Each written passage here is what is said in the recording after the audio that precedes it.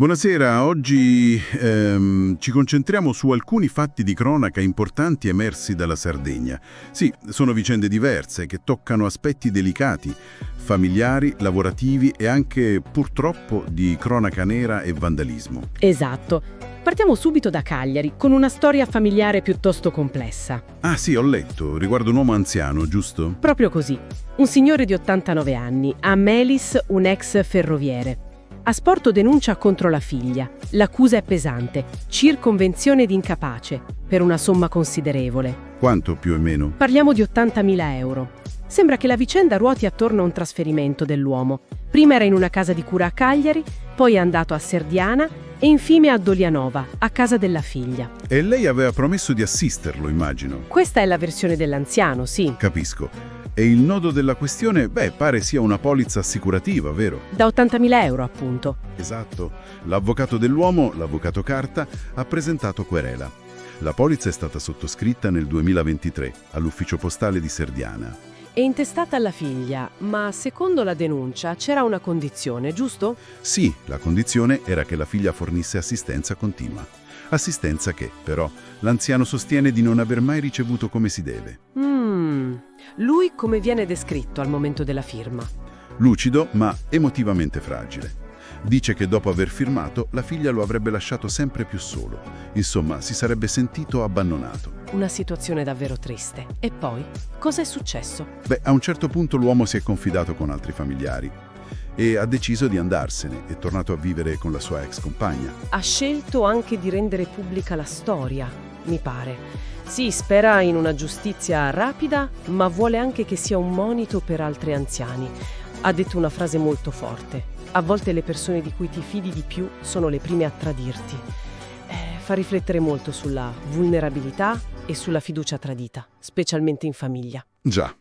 Ora, restiamo a Cagliari, ma cambiamo decisamente argomento. Parliamo di sanità e lavoro. C'è un'avvertenza in corso. Ah, quella dei 26 operatori sociosanitari, gli OSS. Sì, ne ho sentito parlare. Esatto, protestano contro l'ASL, l'azienda sanitaria locale, perché chiedono la stabilizzazione. Sono in una graduatoria prioritaria, ma ancora niente. Il portavoce è Gianfranco Angioni, che è anche esponente del sindacato USB Sanità, giusto? Sì, Angioni lamenta la mancanza di risposte concrete. Sono passati 2 mesi da quando le commissioni regionali avevano approvato delle risoluzioni in merito. E il punto è che questi operatori sono stati fondamentali durante la pandemia Covid, no?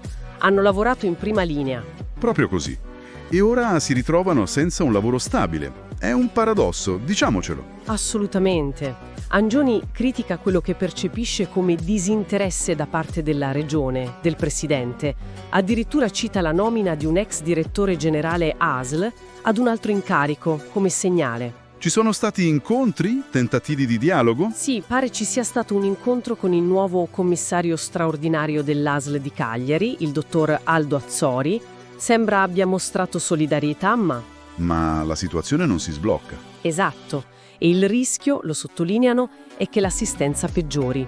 Già c'è carenza di personale, poi con le ferie estive in arrivo, la situazione potrebbe diventare critica. Quindi minaziano altre azioni di protesta? Sì, dalla prossima settimana, se non arrivano risposte certe.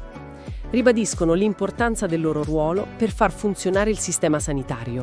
È una questione importante, tocca la qualità dei servizi per tutti noi. Adesso ci spostiamo sulla costa occidentale a Bosa. Una notizia di cronaca. Purtroppo sì, una notizia triste. Hanno trovato una donna senza vita nella sua abitazione. Sì, si chiamava Salvatorina Mura. Aveva 69 anni.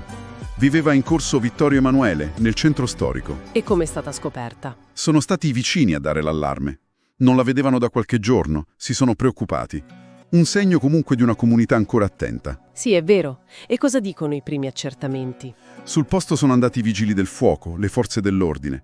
Dai primi rilievi medico-legali sembra si tratti di morte per cause naturali. Quindi un malore, probabilmente. Sì, l'ipotesi è quella. Non ci sarebbero segni di violenza o altro che faccia pensare a cause diverse. Capisco. E chiudiamo questo nostro giro di notizie con un episodio che arriva da Mandas, un atto di vandalismo che ha fatto molto discutere. Ah, contro la statua di Gigi Riva, vero? Un gesto davvero spiacevole. Sì, la statua è opera dello scultore Mario Matta, Qualcuno, durante la notte, l'ha danneggiata. Come? Cosa hanno fatto? Sembra che l'abbiano colpita con un martello. Hanno rovinato il braccio e le dita della mano destra. Colpisce non solo l'opera, ma proprio il simbolo, no? Riva è amatissimo. Assolutamente.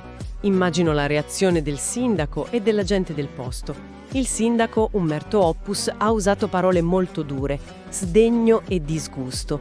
Ha parlato di gesto frutto di ignoranza e ha già sporto denuncia ai carabinieri. Meno male. Si sa se potrà essere riparata? Fortunatamente sì. L'artista Mario Matta si è già reso disponibile per riparare i danni e restaurare l'opera.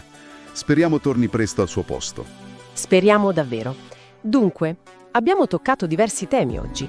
La presunta truffa in famiglia a Cagliari, la difficile situazione degli OSS, la cronaca da Bosa e il vandalismo a Mandas.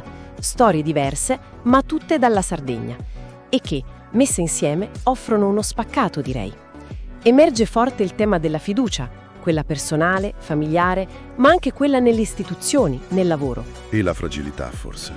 La fragilità dei legami, la precarietà lavorativa e anche la vulnerabilità dei simboli condivisi. Proprio così. Sono tutti elementi che ci dicono qualcosa sulla nostra società, su come funzionano o a volte non funzionano le relazioni e i servizi essenziali. Grazie per aver seguito questo approfondimento con noi. Grazie. Resta forse una domanda aperta. Quanto siamo realmente consapevoli delle fragilità, piccole e grandi, che ci circondano ogni giorno? E cosa possiamo fare nel nostro piccolo per prendercene cura? Alla prossima!